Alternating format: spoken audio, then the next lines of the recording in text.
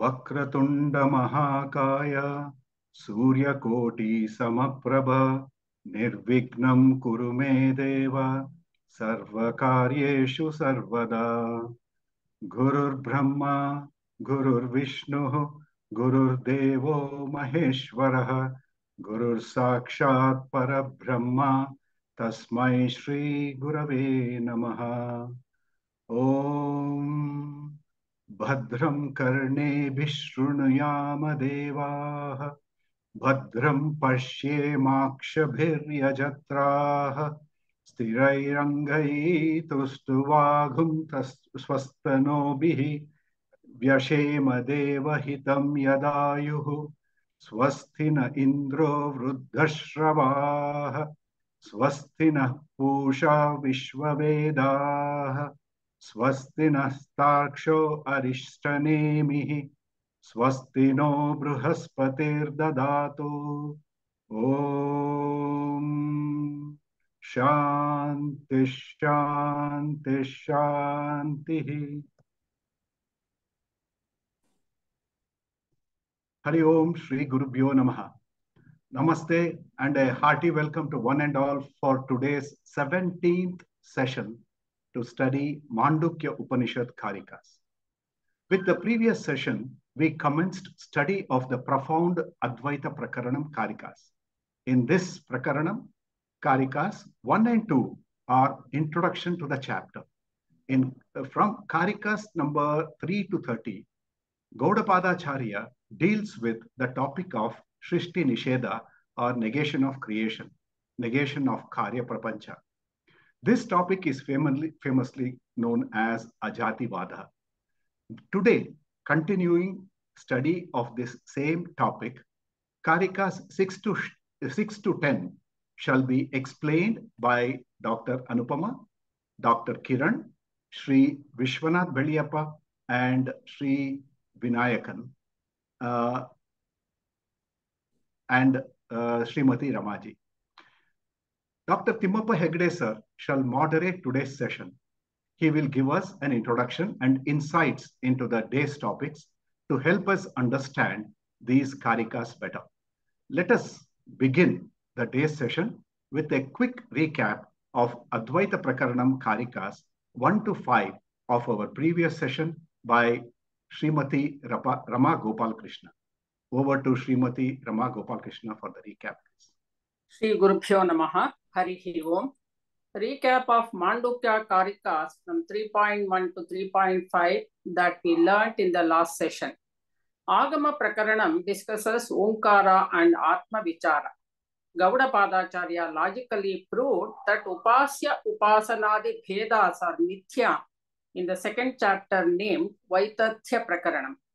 The 38 Karikas are based on Shruti, Yukti and Anubhava to show the unreality of this world. The third chapter, titled Advaita Prakaranam, is considered to be one of the best Vedantic literature which proves the eternal reality of non-dual Brahman.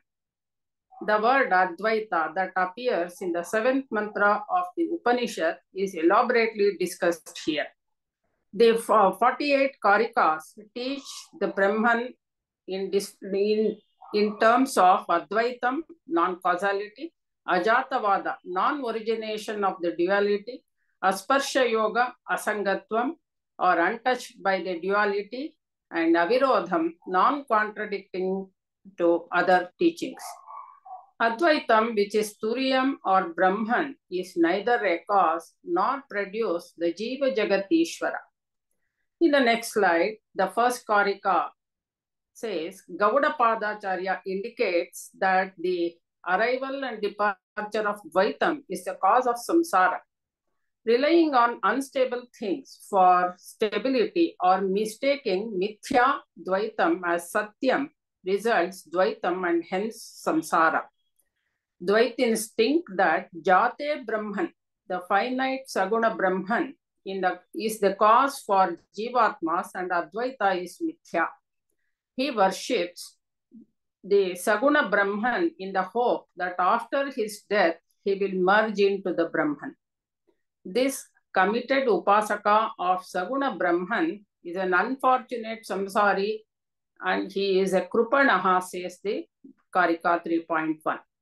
Gaudapadacharya shows that Dvaita Bhakti culminating in Advaita Gnanam is the only permanent solution for this. In the next slide, we see the Karika 2. A non-existent apparent world is called Mithya. Gaudapadacharya presents Ajativada to negate the creation of Jiva Jagatishvara. He logically negates the erroneous conclusion of the Satyatva of Dvaita Prapancha and not the experience of the world. Karika 2 says, Kinchit Jayamanam na Jayate. Nothing is born in reality, though it appears to have produced endless manifestations. The Shruti Vakya implies the same meaning. Ajayamano bahudha vijayate means Brahman lends existence and creates an apparent world like our projected dream world. Ataha, therefore, Gaudapada promises Akarpanyam ajatihi samatam gatam vakshyam. I shall now describe the infinite, unborn, and homogeneous Brahman. The word sama in the Karika 2 implies that nothing is similar or dissimilar to Brahman or any distinction within. So Brahman is all-pervading, eternal, and Advaitam in nature. In the first two verses, Gaudapadacharya introduces the topic Advaitam. Karikas 3 and 4, the misconceptions of birth and death of Jivatma are described in the Karikas 3 and 4, respectively using part-space analogy. In Vedanta, this analogy helps to negate the manifestation of the apparent world. The space outside the part is called Mahakasha and is compared to Paramatma. Jiva is compared to Ghatakasha, the part space contained in the part. The part space originates seemingly once the part is created. Maya produces many jivas like potter produces many parts. So jivas seem to be born out of Brahman like part spaces. When the parts are broken, part spaces merge into the Mahakasha. Likewise, jivas merge into Paramatman on the destruction of its upadis, body, mind, etc. From the viewpoint of space, there is no creation or dissolution of part space. Similarly, from the point of view of Brahman, that is the Paramarthika Satta, neither the creation nor the destruction of jivas take place. Only the enclosure body-mind seems to celebrate date of birth and date of death in the presence of Brahman within. The Brahman is Advaitam, non-dual, only supports the jivas and not its causes. Karika 5 in the next slide shows the Purva Pakshis, mainly Sankhyas and Vaisheshikas, believe in multiple Atmas. They object by saying that if Atma is one, then the experiences of a jiva should be the same for all the jivas. Answering this, Karika 5 explains that individualized experiences depend on the karma phalas as sanchita karma of the jivas and not dependent on Brahman. The self remains unsoiled irrespective of jivas, experiences, or features. For example, when a part space is soiled with dust or smoke, then all part spaces are not soiled. Similarly, the likes and dislikes in the mind of a jiva will not affect the minds of all other jivas. The upadis are different with names and forms and functions. The experiences are different even though the self is the same in all. The reason for this is further clarified in the next Karika. Thank you. Hari Om. Shri Gurubhyo Namaha.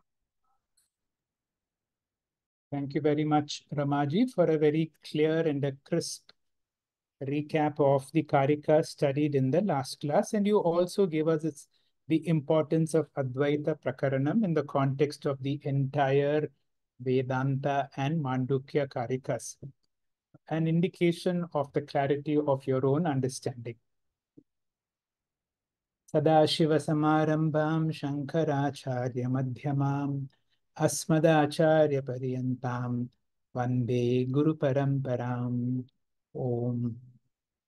We are studying the third Prakaranam. We finished Agama Prakaranam, Vaitatya Prakaranam, and now we are in the second class of the Advaita Prakaranam. You will recall that we are ultimately studying the Mandukya Upanishad. The Mandukya Upanishad is a Sutra Bhuta Upanishad. Sutra Bhuta means all the information is in a very capsule form. And when the great Master Gaudapadacharya went through it, he felt a certain elaboration is required. Gaudapadacharya has not done a commentary in the usual sense, but he has done an elaboration of what he thinks is important. And therefore, we are studying the Advaita Prakaranam, which is based on one word of the seventh mantra, Prapanchopashamam Shantam Shivam Advaitam. As the Mandukya Upanishad is all about Omkara, and Swami Paramarthananda said, once a week we will have to recap the Mandukya Upanishad, particularly the first 7 mantras and the first 10 karikas. I will do a recap of the first 6 mantras and related karikas in today's class. What is the importance of Omkara? This is part of the Dhyana Shrutis of the Sri Dakshinamurti Dhyana Shlokas. Om Nama Pranavarthaya Shuddha Jnanaika Murtaye Nirmalayat Prachantaya Dakshinamurtaye Namaha. Pranavarthaya. Om Nama Pranavarthaya. Pranava is an ideal name for the Lord because Pranava includes both Saguna and Nirguna. The Omkara Upanishad is an analysis of that syllable Om. And so you have a combination of Vichara on Omkara, at the same time a brilliant Vichara on Atma also. Let us quickly look at the important at the first 6 mantras. Om iti etad aksharam idam sarvam tasya upavyakyanam bhutam bhavat bhavishyad iti sarvam omkara eva. Yat anyachit trikalapi atitam tadapi omkara eva. What does it say? Om etad aksharam. This syllable Om is Tasya Upavyakyanam. The Upanishad begins to say Upa means a very close and a complete. The Upanishad promises to give us a complete exposition. All Upanishads talk about Omkara, and the Mandukya does a complete exposition of the Omkara. And it tells us this Om includes everything. Everything means what? Everything in the past, Bhutam, Bhavat, present, Bhavishyat, and the future, Iti, Sarvam Omkara Eva. Everything is Om. In addition to that, Yat Cha, that which is Anyat, other than Trikala Tita, other than the 3 periods of time. For example, Brahman and Maya do not include within the 3 periods of time. And the first mantra says, Om is everything that is within time and everything beyond time. It is said, when you chant Om, A to Ma, that means from opening the mouth to closing of the mouth, all the words are included from opening the mouth to closing of the mouth.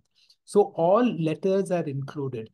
All words are included. All words indicate all objects of nature. And this is the significance of the chanting of Omkara.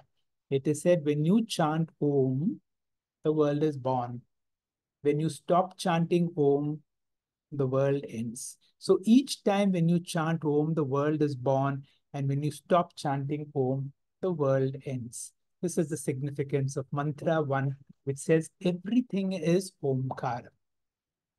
Now, the Mandukya Upanishad tends to jump. It does not go sequentially. The first mantra said everything is Om. The second mantra jumped to say Sarvam Etad Brahma. Everything is Brahman. I am Atma Brahma. I am means this, Adi Shankara in his commentary says the teacher is trying to point out to himself, says, this something so close to me, very proximate. I am Atma Brahma. This Atma, which is myself, is Brahman. So it first said everything is Om and everything is Brahman. So, and then it says, I am Brahman. So, which I am everything. And then it says, Soyam Atma Chatuspad. This Atma has got 4 parts. Adi Shankara again comments, this 4 parts is not like the 4 legs of the cow. On the other hand, it is like the 4 parts of currency. For example, 1 rupee has got 1 quarter, half, 3 quarters, and full. And when you say 3 quarters, it includes the first 3 quarters.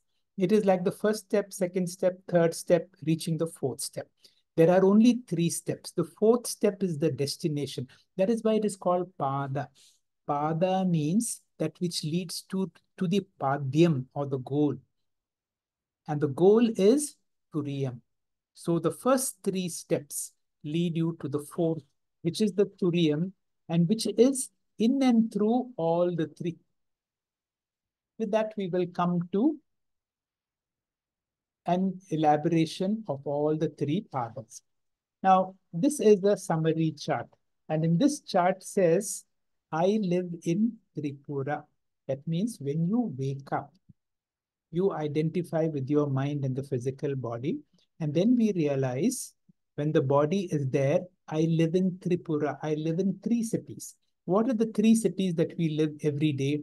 We live in Jagrat, Swapna, and Shushupti. And in each of these conditions, in Jagrat, Swapna, and Shushupti, because of the mind, the original Atma is split by the mind into 2. One is I, the experiencer. In the Jagrat is called Vishwa Virat. In the dream, I, the experiencer, is called the Taijasa, and the dream world is called Hiranyagarbha. And in the same thing in deep sleep, although we cannot make out because it is homogeneous, but still there is a separation between Prajna and Ishvara. So mantra 3 talks about the Jagrat, mantra 4 about Taijasa, 5 and 6 will talk about Prajna and Ishvara. So if this is understood, Mandukya becomes easy. What has to be understood? The original Atma, the original consciousness. The moment we wake up, that means the moment the mind is born, it has a tendency to make a separation of the original into the experiencer and the experienced. Just watch this slide. Let this picture of this little child represent each one of us. Now, when I dream, I am in what is called Drishti Srishti Vada, because I am projecting a world. I not only project a world, I create a dream body for myself. And this dream body interacts with the dream world. And where I experience a world, I'm able to transact. There is a certain amount of utility in the world. And this appears to me absolutely real until the dream comes to an end. And then I realize it is not so. In Drishti Srishti Vada, which is something that we need to be able to tolerate or understand, that in Drishti Srishti Vada, there is nothing like Vyavahara Satya and Pratibhasika Satya. It believes that both of them are mithya. And something mithya compared to Paramarthika is still mithya. There is no higher order of unreality. And therefore, the waking world is also a projection through Maya Shakti. I, as Ishvara, using my own Maya Shakti, project a world which is called Virat, and my body is able to interact. So the dream world is a very beautiful example to be able to say. And when you understand that just like the dream world, and this is what we studied in the Vaitatya Prakarana, all our suffering is because we give a lot of importance to this body and everything that comes with the body. And that is why the more we understand that everything is mithya, but I am Satya. And this Satyatvam, if is understood, then the amount of sufferings become less. So let us briefly go through this mantra again. Jagarita stano bahish prajnaha. That means during the waking phase, my awareness is of the external world. At that time, I have saptanga. I have 7 limbs. Now, very important to know what are these 7 limbs. Ekona vimshit mukaha. That means 19 counters of interaction. 19 counters, we know. The 5 sense organs, the 5 organs of action, Pancha Prana, Manas, Buddhi, Chitta, and Ahankara, that makes 19. And these are the 19 counters. And this is called the Pratama Pada. But if you understand what is the Sapta Anga, what is the Sapta Anga? When you talk about Sapta Anga, it talks about the upper regions are the heavens. The sun and the moons are the eyes. The atmosphere is my breath. The fire principle is the mouth. The entire space is the body. The ocean is the bladder. And the earth is the legs. That means when you talk of your 7 limbs, the Upanishad is saying not a description of Vishwa, but here is a description of Virat. And throughout Mandukya, Vishwa and Virat are one and the same. Taijasa and Hiranyagarbha are one and the same. Prajna and Ishvara are one and the same. And the more you understand that Prajna and Ishvara are one and the same, then you realize why sleep is so blissful. Because when you are fast asleep, you are one with the Lord. And these are the very beautiful mantra, because in deep sleep, Yesha Sarveshwaraha, because I am one with Ishvara. Yesha Sarvajnaha, I am the knower of everything. Yesho Antaryami, I, the Ishvara, are the inner dweller of everything. That is why when you are fast asleep, the meaning of the word Narayana becomes meaningful. The word Narayana means Narayanam.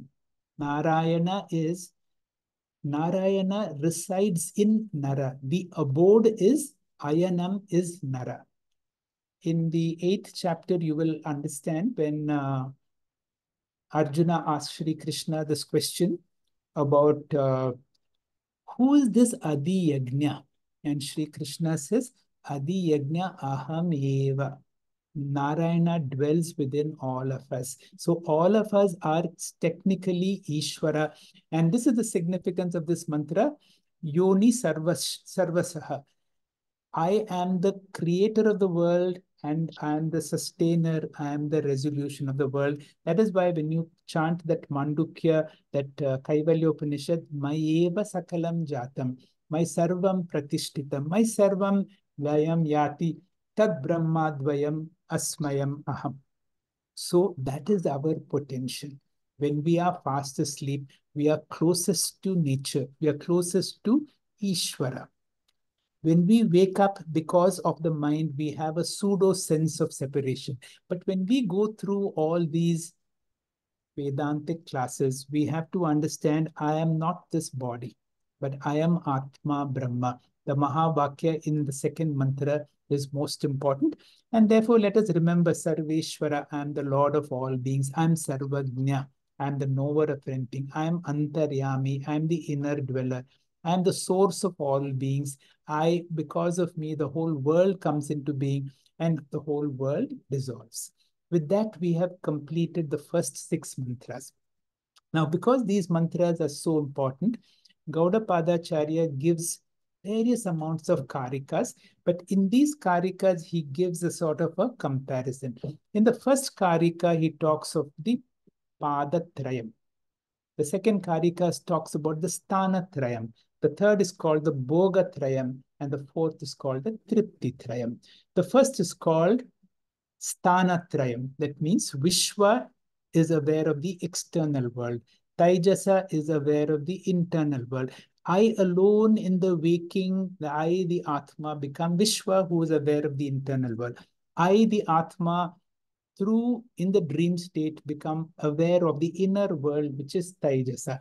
The same Atma in the dream sleep becomes Prajna. That is the first karika. The second Karika, because in Mandukya, we want to see that Vishwa and Virat, the individual and the total is one and the same, gives us a certain amount of upasana. And when you do upasana, we need something to dwell on. And that is why it says Dakshina Akshi, the right eye is where you meditate upon for the Vishwa. That means, remember, when you say Vishwa, it is not pure Vishwa. When I am awake, I have my gross body, I have my subtle body, I have my causal body. All the three are already there in the waking state. So I will give you this Manasa Antatu Taijasa. If you want to meditate on Taijasa and Hiranyagarbha, meditate on your own mind. And if you want to meditate on Ishvara, you have to meditate on the cave of the heart. Just see this picture. Now, if you have to meditate on the Samashti and Vyashti are one and the same, you need a locus. So if you want to meditate that Vishwa and Virat are one and the same, focus on your right eye. If you want to meditate that Taijasa and Hiranyagarbha are the same, focus on your mind. You are able to get these thoughts. Now there are no thoughts, so we are focusing on the mind. And if you want to have that identification of that great feeling or that great understanding, I am Ishvara. I am both Prajna and Ishvara. Then you need to identify within the space within the heart. And that is why the second Karika is for various forms of meditation. The third Karika says Vishwa focuses on the gross, Taijasa focuses on the subtle, Prajna focuses on bliss, on Ananda. The fourth Karika talks about Tarpayate, what satisfies. Gross objects satisfy Vishwa, subtle objects satisfy Taijasa, and Ananda satisfies Prajna. The fifth Karika is the most important one. If you have understood the fifth Karika, you have understood all that I have said so far. The fifth Karika is so important because it summarizes everything. Trishu damasu yad bhogyam bhokta yad. So in the three states, what are the three states? In the waking state, in the dream state, and the deep sleep state. Remember, in the dream and the deep sleep state, we don't have too much control on ourselves. Our understanding does not come. But in your waking state, you know what? I am Atma. This Atma has the ability to split yourself into Vishwa Virat, Taijasa Hiranyagarbha, Prajna Ishvara. In all my interactions with people who are difficult and people who are pleasant, if the understanding is just this, I am interacting with myself. This is called Advaita. There is Eka Jiva Vada. Other than me, there is nobody else. All our problems come when you have to deal with somebody else.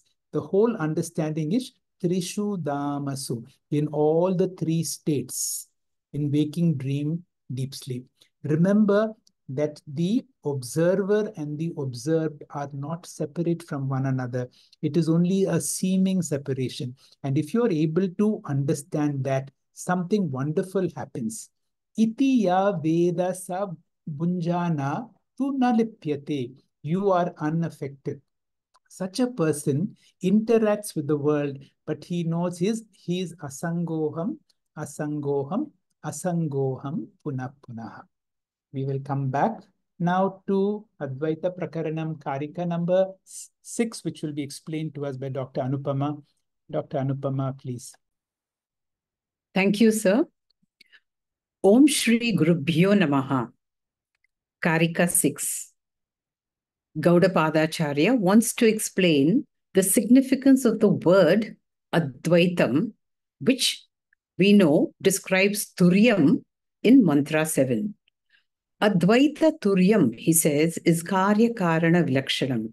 This means Turyam is not a Karyam, it's not an effect, and nothing comes from it because it's not Karanam.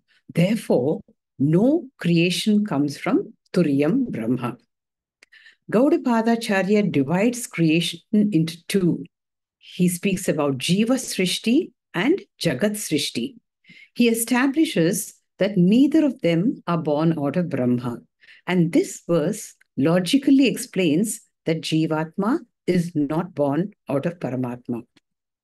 So to prove that there is no Jiva Srishti, he takes the example of space or Akasha.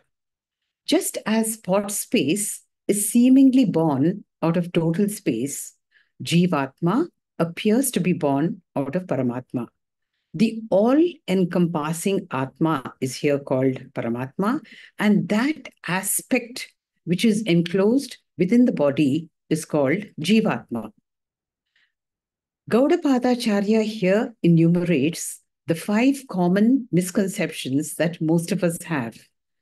First is Utpatti, or the origin of Jivatma. Second, Nasha, or the disappearance of Jivatma. The doshas of Jivatma, for example, Sukham, which is Sattvaguna Janyam, Dukkam, which is Rajoguna Janyam, and Moha, which is Tamoguna Janyam.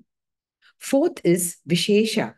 This means individuality of Jivatma, just as we conceive ourselves to be Brahmana, Kshatriya, Vaishya, Sudra, and so on. And finally, the relationship which we endorse between Jivatma and Paramatma, which is actually non-existent because there can be no relationship between two identical objects. Karika 6 goes like this. Rupa karya samakhyascha bhidyante tatra tatra vai akashasya na bhedo asti tadvad jiveshu nirnayaha. This is the 4th misconception. The belief that Jivatma has a distinct individuality which differentiates it from Paramatma with respect to Nama or name, Rupa, form, volume, and Karma, meaning function. So, Nama Bheda Samakhya, space, we identify as spot space, room space, stomach space, and Jivatma is variously identified as father, mother, grandmother. Rupa Bheda, based on shape and volume, we say we have a small house, a medium house, a palatial house. Similarly, Jivatma is described as fat, thin, debilitated. And Karya Bheda Samakhya means names with respect to function. We talk about a flower pot, shoe box, or a measuring unit. And Jivatma can be called a soldier, a priest, or a teacher, depending on his function. So, Rupa Karya Samakhyascha Bhidyante Tatra Tatra Vai. So, even though there is Nama, Rupa, and Karma Bheda, the truth is these differences do not belong to the space. Akashasya na Bheda Asti. Tadvad Nirnaya Jiveshu. In the same way, one Paramatma is misconceived as numerous Jivatmas. Vedanta says Jivatma has no attributes. All attributes belong to the Sthula Sukshma Karana Sharira. There is no space within or outside a room because all rooms are within one indivisible space. Adjectives, big, small, etc., are misconceptions. Na dharmo, na charto, na kamo, na moksha. Chidananda Rupa, Shivoham, Shivoham. Enclosed spaces appear to be seemingly born out of total space. Atma, although one, everybody, every Jivatma is just an enclosure, yet appears to be born out of Paramatma. So, how does one become Paramatma? Just drop these 5 misconceptions. Realize that you are, you were, and ever will be Paramatma. Thank you. Thank you very much, Dr. Anupama, for a nice explanation of Karika number 6. We have to remember one thing, and that is Gaudapadacharya gives the highest teachings ever. And he has only one teaching which he is emphasizing all through his Karika, that there is no creation whatsoever. And if there is something that we need to pick up in the study of Mandukya and the Mandukya Karika is Ajati Vada, that there is no creation whatsoever. But then I'm seeing a creation all other Upanishads and all other teachings make a compromise. Gaudapada says it is just like pot space and total space. And he's trying to don't give too much importance to these upadhis. And if you give importance to the upadhi, which we tend to give, we have samsara. Let us continue with the next karika, which will be explained by Dr. Kiran. Dr. Kiran, please. Gurubhyo Namaha. Namaste. In Advaita means it is not one. There is no two or no duality. That means, to put it simply, it means only. There is only Brahman, there is only Atma, there is only God everywhere. And there's, as Sir told, there's no creation, there's no something happening. It is all one and only. This is what he is explaining again and again. That is the beauty of Mandukya Upanishad. Often we compromise, saying that, Karanam or the cause is Brahman, Karyam or the created is the lower order. But here it is uncompromising and it says both Karyam and Karanam is relative and Brahman alone exists. He alone or we alone or this alone is there. So it needs certain subtlety to understand. As Anupamaji has previously explained, we will go further into it. And verse is Na akasha sya gatakasho vikarasya avyayaha yata naiva atmanaha sado jiva vikara avyayo tata. That means, here let us see some words. Akasha is not sky, it is total space. Gatakasha is pot space, that is the contained space within the pot. Vikaraha is what I call modification or product or effect. Avayaha or avyayo is it a part of it? So we all know the 5 capsules of the Paramarthanandaji, and here we are understanding part and product. So are we part and product of Brahman? Someone will say, oh yeah, we will be part and product. So let us analyze how it is. This is a very useful Nididhyasanam or the worth contemplating. Take this pot for example. This pot has occupied space, or there is a space inside, there is pot outside. Once we break that thing, the space comes. Is the space just like our pot and all? No, it becomes entire space. This room is there. That room, outside also space is there, inside also space is there. Is it different? No. Whether it is palace, whether it is a hut, the space inside, the space outside is same. There is no difference at all. So what we call as a part is a relative thing. This pot or space inside, I call pot space, is just relative for our own understanding. There's actually no space other than the space which is there outside also. It is all space, it is relative. Now, let us understand the product. This is a very, very important, because very few other Upanishads are anywhere else you get this. Am I a product of Brahman? Superficially or suddenly I will say, yes, I am a part and I am product of Brahman.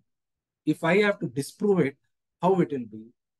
Is it, take this curds for example. The curds has come from milk, but it is a product of milk. It has no relation with the milk later on. It has its own independent existence. It may undergo degradation, it may die, but it can never be milk again. This is that I have born out of, curd is born out of milk. Am I like this? The experience with the creation, the experience with life, it knows it is in continuum with the Brahman. There is nowhere we can arrive at a reasonable conclusion saying that I can exist other than God. It just is not possible, and that is why we are sitting here. And that is why this is me or Jiva is also not the product of the Brahman or Atma or Paramatma. Another typical example is, if I say I am a part of something, then part of something or Brahman should be finite. Otherwise, it can't be. Say, I show this finger. This finger is there and this index finger is me, if I want to assume. This finger has to exist independently of the space. then only this finger can come. There is nothing beyond Brahman. So anything, if I have to say I'm a part of Brahman, then Brahman will become finite. Brahman should have some part, he should be circular or he should be shaped like a human being or something like that, and I become a part of it. So when Brahman is infinite, there is no part for him, then how can I be some part of Brahman? So both these are not possible. Just like how this gold and the ornament is of same, there is nothing other than gold in it. It is only Nama Rupa. Me, this world, everything, this body, all complex, everything is just Brahman alone and Nama Rupa, and me is not a part or product. Next slide, please. Next, yeah. So beyond part and product, this total space, as I told, would mean that there is a different cause effect is relationship. This is not possible.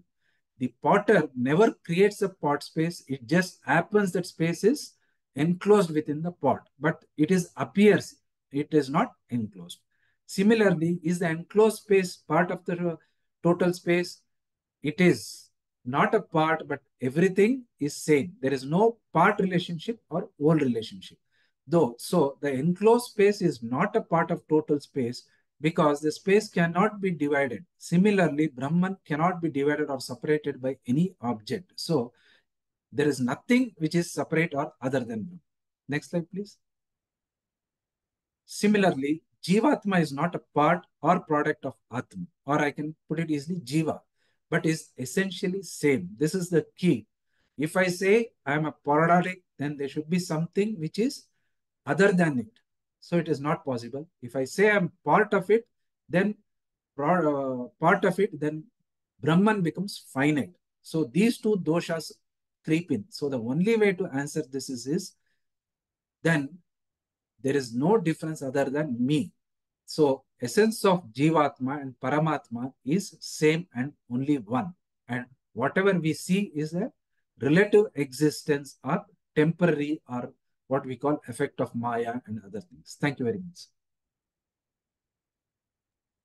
Thank you very much, Dr. Kiran, for being very emphatic to say there is really no separate pot space compared to the total space. You gave a nice example of how the milk transforms into curds.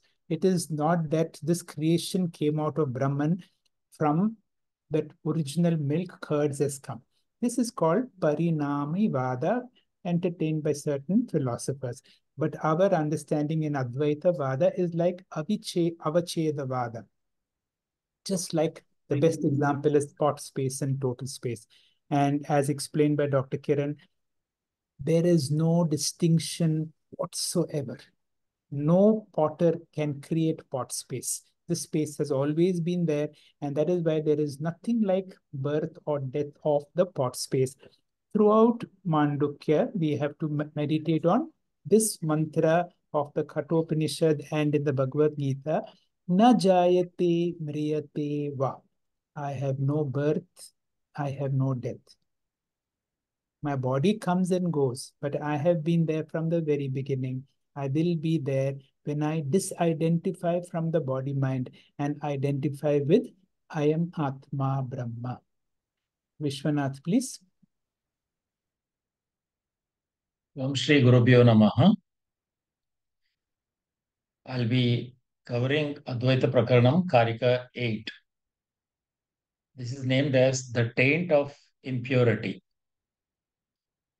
Yatha bhavati balanam gaganam malinam malai tatha bhavatya buddhanam atmapi malino malai. Next slide, Doctor. Just as the sky appears to be ignorant, children to be soiled by the dirt, similarly, the Atman also is regarded as the ignorant as tainted by impurities. Next slide, Doctor. Before coming to Karika 8, I want all of us to once again recall Karika 4, the implications when the pot breaks. The birth of the pot space comes forms the total space, only apparent or seems to be real, but not real as we know. In the same way, the birth of Jiva from Brahman is only apparent. In Karikas 1 to 4, we looked at that other end of the spectrum, namely the death as well, which is when the pot breaks. First, just as the birth of the pot space and Jiva are apparent, so also their death is only apparent. What happens when the pot breaks? The pot does not exist anymore. That's it. Similarly, our body is no more when we die. But what about the pot space? That does not get destroyed. It merges with the total space, as we are aware. Indeed, it never was different from total space anytime when inside the pot. Similarly, the jiva merges into the self. Secondly, the total space is not connected with the pot in any way, but it is connected with the pot space. The total space does not cause the origin of the pot either, but it is always same as the pot space. In the same way, the self is not the cause of the jiva's body, nor even its mind, nor intellect for that matter. The self is not the cause of jiva's birth and death. When prarabdha karma ends, death naturally takes place in the body. Birth and death are phenomena determined by karma, not the pure self. In other words, the self is the support of jiva, but not the cause of the jiva. The jiva is only an illusionary creation that appears on the self due to its karma. The jiva does not have an existence which is independent of the self. Now, with this background, let's look at Karika 8, which is the taint of impurity. Karika 8 says that when the child sees the sky full of patches of clouds, as indicated in the picture in the slide, they may say cloud is dirty as it is not clear and has full of patches. In reality, we know the sky is not tainted with impurities. Similarly, when we go through disturbances in our mind, the quality of our thoughts vary. We have mood swings in our life, day-to-day life, and we attribute that to my Atman is disturbed, Atman is unhappy, or Atman is happy, and so on. But we know that Atman is pure consciousness that illuminates both sorrow and happiness. The sun illuminates rivers, forests, pure water, bodies, and everything. Similarly, that which illuminates stands apart from the things illuminated. Atman illuminates our various parts of the body and mind conditions, but none of the mental and bodily vrittis are in it. Children looking through the yellow glass think their world is yellow, but we know it is superimposed on the object they see. The dirty sky, as pursued by the children, is the spotless sky for a self-realized or a wise person, as indicated in the slides. Hari Om. Thank you very much, Vishwanath, Dr. Vishwanath, for a very nice explanation. And all of us from now declare that I am not an ignorant, childlike person to think that because of the clouds, the space gets polluted. The space is asangoham, asangoham. The space can never be polluted by anything. So too, I as Atma, and the Mahavakya and the second mantra says what? I am Atma Brahma. Because of my mind, I might experience sorrowful experiences, anxious experiences, or happy experiences. Just like clouds appear on the sky, tell yourself, I'm going through a depressive phase, I'm going through anxiety, I'm going through happiness phase. These are all happenings in my mind, but also declare at the same time, but then I am okay. I as Atma can never be affected. Asangoham, asangoham, asangoham punah punaha. Satchidananda Rupoham. That is what I have to claim. The next two Karikas will be explained by Vinayakan. Vinayakan, please. Hari Om, Shri Gurubhyo Namah. So, conclusion of Jiva Utpatti Nishedha is in this verse. So, verse 9 says, Marane Sambhave Chaiva Gatyagamaneyorapi Sthitau Sarva Sharireshu Akashena Vilakshanaha. So, next slide. Jiva is similar to the pot space in the case of death, birth, departure, arrival, and existence in various bodies. So next slide. Gaudapadacharya concludes by establishing that thought space is only seemingly created, and similarly Jivatma is only seemingly created. Thus, the negation of the origination of the Jivatma is established with regard to birth, death, arrival, and departure. The enclosure has been mistaken for the enclosed one.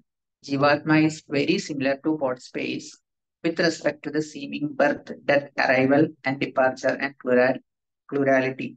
The appearance and experience of Jivatma are not negated, but only its existence and origination are negated. Next slide, sir. We'll go to the Bhashyam. Ghadakasha Janma Nashagamana Sthidivat Sarva Sharireshatmano Janma Maranadirākāso Ina Vilakshana Pratyetavya Ityartha.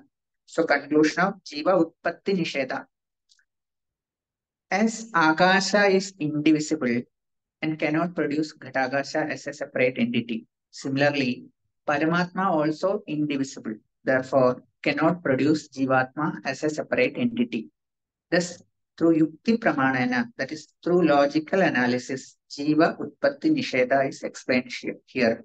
So in the Bhashyam, Bhashyakara says, when you have got any doubts regarding Jiva, whether it is birth of Jiva, death, location, and thing, whether it is departure or arrival of Jiva, whenever you want to know all this, compare Jiva with Ghatakasha. And once you compare with Ghatakasha, you will know all these events are seeming events. Ghatakasha, Utpatti, Nasha, location, everything is seemingly existent. So with this verse, the logical analysis or negation of Jivatma has completed. So the like Bhagavad Gita 2nd chapter's words, na jayate mrideva kadajit, is coming in and through all through these verses. And next is Karika number 10. Sanghata swapnavat sarve atma maya visarjitah adikye sarva sameva nova pattir hi vidyate. Next slide, sir. All bodies are projected by the Maya of the Atma like dream. There is no reason to establish their reality, whether there is separating or total equality. So next slide, sir. Gaudapada uses the dream world as the example to explain the non-existence and non-origination of the Jiva bodies and the world, waking world. The dream world is appearing and experienced, but one can never talk about the existence and origination of the dream world. All the bodies and objects of the world do not exist or originate, but they appear because of self-ignorance in the form of Maya Shakti, irrespective of whatever differences are seemingly there between the waking and the dream worlds. They are Mithya only. Next slide, sir. So it's talking about the logical negation of Jagat. Sankata Supnavastarvek Sarve. Like in dream, the assemblage of bodies, Atma Maya Visarjitaha, are projected by Maya onto the self. Adikye Sarvasameva. They could be high or low, or even all the same. Na Upapatti hi vidyate. Yet no logical ground exists to prove their reality. Next slide, sir. So we'll go to Bhashyam. Bhashyam says, Ghadadi sthaniyastu dehadi sankadaha Supna drishya dehadi van maya vikrita mayavi krita dehadi vatsa Atma maya visarjita Atmano maya avidya Taya pratyubhastabita na paramarthata shantirthya. Dehadi Sangada means assemblage consisting of Sthula Shariram and Sukshma Shariram. Here it is in plural form. Sthula Sukshma Shariram of human beings, animal, plants, devas, etc. Khadadi Staniya, compared or comparable to the pot. Then they are Atma Maya. They are Mayika Shariram only, like in the dream body, like the body projected in the dream or a body projected by a magician. So the world is projected by Maya Shakti. Brahman created Maya. So next slide, sir. Next slide, sir. As in the Bhagavad Gita, 4th chapter, Krishna says, Sambhavya Atma Maya. Even though I am birthless and deathless, even though I am the Lord of the beings, I take birth through my own Maya. Next slide, sir. So the second line of this verse, Bhasham says, Yadi Aditya Madiga Bhava Tiyak Dehadya Vekshaya Dehadi Karya Karana Sankadana Yadi Va Sarvesham Samataiva Tesham Na Upabatti Sambhava Sambhava Pradipadago Hetu Na Vidyate Nasti Yasmat Tasmat Vigata Evana Paramarthata Shantyatya. Explains the second line of the verse 10. While comparing the bodies, equality or gradation exists. Body-mind complex of Jiva and Manushya are superior to the animal or plants. Gaudapadacharya says, in spite of all the differences and varieties, all of them are mithya only. Like in the dream, we see varieties of living beings, animals, plants, people, etc. But all are mithya only, projected by ourselves. Acharya says, essence is variety, doesn't prove reality. Na esham utpatti. No proof to establish their reality or their real origination. Sambhava pratipadago hedu. Na vidyate nasti. Pratipadaga means to establish. Sambhava sadbhava means the existence of origination. Means there is no proof to establish the incidence of the happening of a real origination. Na vidyate nasti. Tasmat avidyakrit eva. All the bodies are projected by ignorance. Na paramartha shanti means they do not really exist. Next slide, sir. Unreal things has got three factors: experienceability, transactability, and utility or usefulness. Both the Jagrat Prapancha and Swapna Prapancha having this. Even though Swapna Prapancha is experienceable, transactable, and useful, still Swapna is unreal.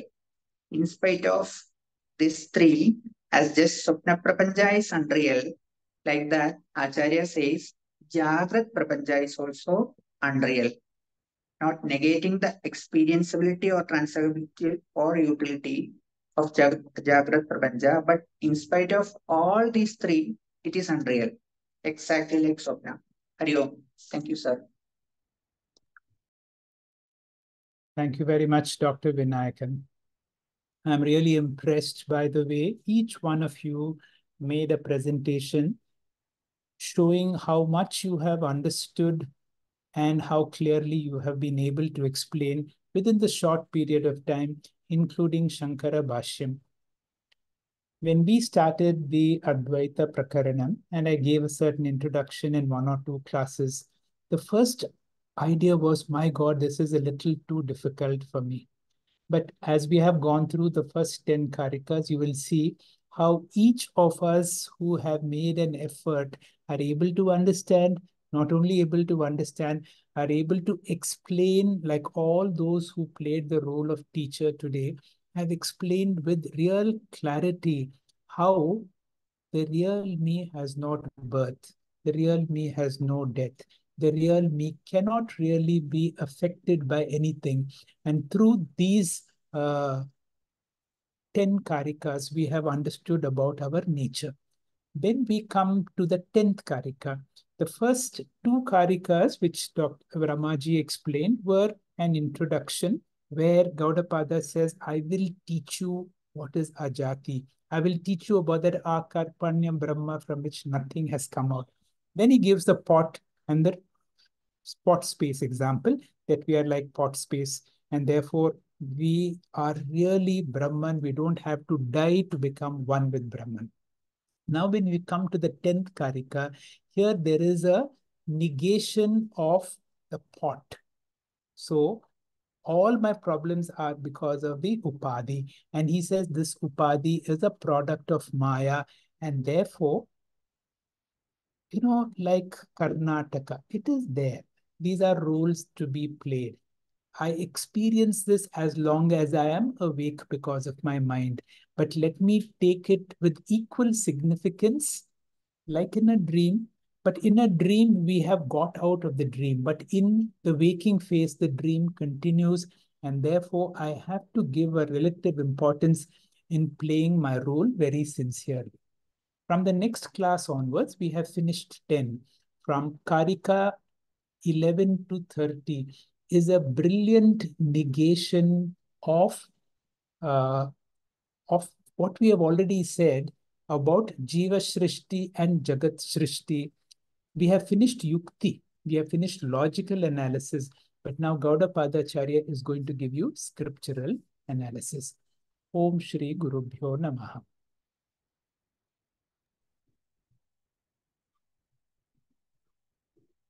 Hearty thanks to Dr. Timappa Hegde sir and all the speakers of the day for their super presentation of these enlightening verses, and to all the Vedantins who have joined us for today's presentation. We shall be back on Monday, the 16th September, with our 44th session of Gift, a series on Gita for Inner Freedom at 6:45 p.m. In this session, we find that Bhagwan Krishna says that people who have no faith in Dharma are unable to attain moksha, and they are caught in a cycle of repeated birth and death. The entire cosmic manifestation is pervaded by his unmanifest form, and that all living beings dwell in me, but I do not dwell in them. Just as the mighty wind which blows everywhere rests always in the sky, so too all living beings always rest in me. During Mahapralaya, what happens to the creation, to all the living beings? These important aspects and more of Ishvara Swarupam, or the nature of God, are covered in the 9th chapter, Rajavidya, Raja Yoga. The Lord reveals his supreme glories that inspire reverence, devotion, and bhakti. Join us on time to learn more. Let us chant the Shanti Mantra to conclude today's session. Om Purnamada Purnamidam Purnat Purnamudachyate Purnasya Purnamadaya Purnamevavashishyate. Om Shanti Shanti Shanti. Harihi Om. Shri Guru Bhyo Namaha. Harihi Om. Shri Krishna Arpanamastu.